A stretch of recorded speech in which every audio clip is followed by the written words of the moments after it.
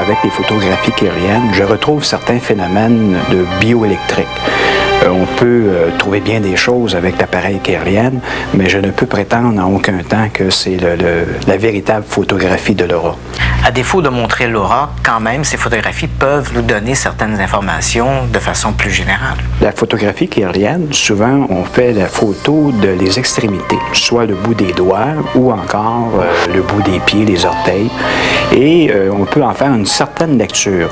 La lecture que j'en fais, c'est surtout au niveau de l'énergie corporelle. Si la personne déborde d'énergie ou est en manque d'énergie. Et là où il y a des manques, ça correspondrait à certains points bien précis d'acupuncture. Et on pourrait prétendre que dans certains cas, ça pourrait faire un bilan bioénergétique au niveau organique du corps. À partir du moment où vous obtenez un cliché où l'on voit cet effet couronne, quels sont les éléments que vous pouvez tirer de ça? J'ai expérimenté l'appareil kirlien dans une position que la personne avait des problèmes de santé ou était dans un état avec peu d'énergie.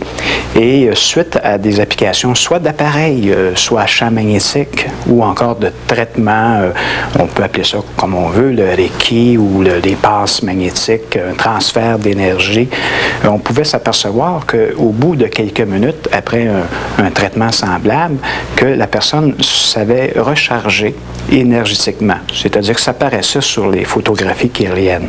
Si l'appareil kirlien ne montre pas l'aura, alors que doit-on penser des appareils que l'on exhibe dans les foires ésotériques et qui, eux, apparemment, seraient capables de photographier l'aura? Il y a des appareils dans les foires qui permettent pour quelques dollars d'avoir sa photo de l'aura. Des lumières là, qui s'installent, on voit différentes couleurs.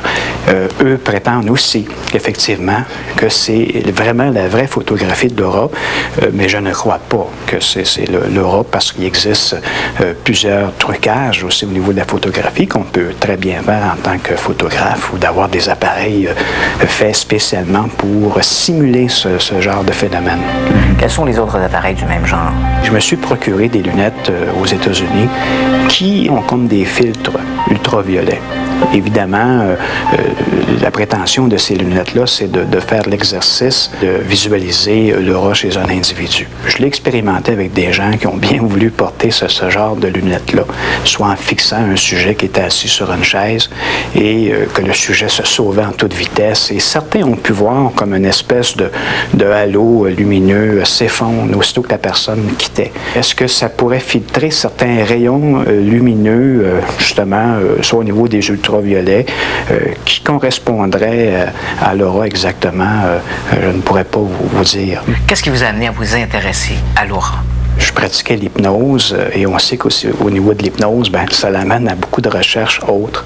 Et je me suis intéressé un peu à tous les domaines de la parapsychologie et effectivement le phénomène de l'aura. J'ai rencontré certaines personnes au tout début qui prétendaient voir l'aura, qui prétendaient vraiment donner une analyse en nous regardant et tout ça. Et je me suis posé la question, je me suis interrogé à savoir vraiment est-ce que ces gens pouvaient voir réellement l'aura. Et c'est là que ça m'a amené à faire des recherches, à faire d'expérimentations.